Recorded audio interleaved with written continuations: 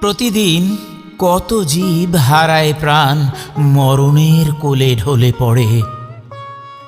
কত ফুল শুকিয়ে যায়, গন্ধ হারায়, পাপড়িগুলো যায় ঝরে। তোমার বিশ্বে ধূলিকণা সম কোনো শস্য হারায় হয় যদি নিঃস্ব, কে বা রাখে তারে স্মরণে। আমি তবু প্রভু হারাই না আশা কভু, জানি ঠিকই তুমি ঠাই দেবে চরণে।